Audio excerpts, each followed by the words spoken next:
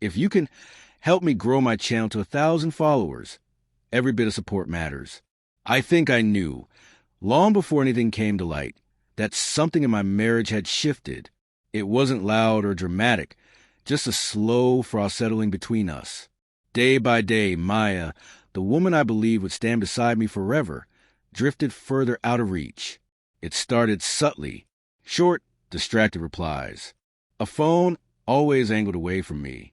Work emergencies that stretched into nights, then weekends spent somewhere I was never invited.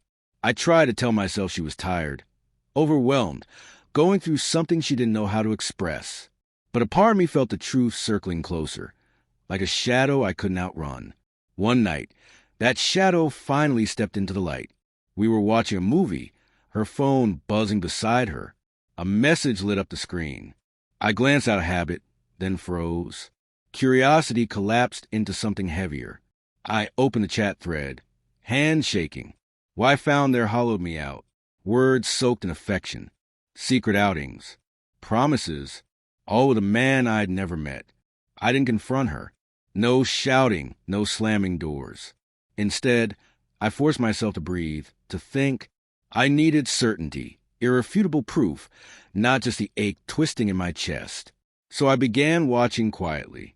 Every sudden smile she hid, every errand she insisted on running alone, every locked notification. And eventually, I found the confirmation I dreaded. She had arranged an evening with him. Anger roared inside me, but I held it back.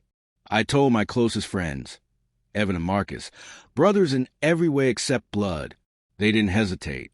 They agreed to help me gather what I needed and to stand by me when the moment came. When the night arrived, she dressed beautifully, more care than she had shown for me in months. Makeup perfect, perfume familiar, but the glow in her eyes felt foreign. I followed from a distance. At a dim restaurant downtown, I watched her meet him. Their hands brushed. They leaned close, whispering, laughing. Each moment felt like another blade slipping between my ribs. When they walked toward a hotel, I stopped. I'd seen what I needed. I returned home and set everything in place. My friends arrived. We arranged the cameras, lit a few candles, not to embarrass her, just to protect myself with the truth she'd tried so hard to hide. After midnight, she came through the door humming softly, her happiness unmistakable. When she saw me sitting in the living room, her smile died instantly. "Maya," I said, and she froze. My friend stepped out from the hallway. Phone's ready. She looked around, confused fear rising in her eyes. "I know," I told her. "All of it." The color drained from her face. She tried to deny it, but the screenshots, the messages, the recordings closing around her like walls she couldn't climb. I didn't yell. I didn't crumble. I wanted her to feel the weight of her choices. "I loved you," I said quietly. "And what you did, it didn't just break trust. It shattered the life we built." I handed her a letter, a promise I had written to myself weeks earlier, a reminder that no matter how this ended, I would rise stronger than the pain. She read it through trembling tears.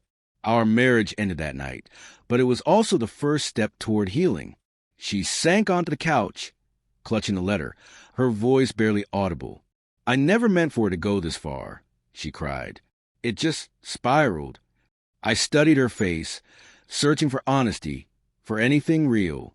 But what I saw was regret, not for hurting me, but for being caught. Out of control? I repeated softly, "You chose every moment, Maya." She wiped her face, voice cracking. "I was lonely. You were distant, always busy. I felt forgotten." A painful chill ran through me. "So you made me suffer, feel seen?" She looked away. "I don't expect forgiveness. I just want you to understand I didn't know who I was anymore."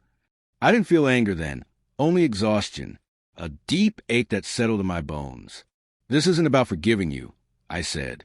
"It's about facing the truth. And now that everything is open, I need to decide what comes next." I turned toward the window. The night outside as empty as I felt. When I faced her again, the decision was clear.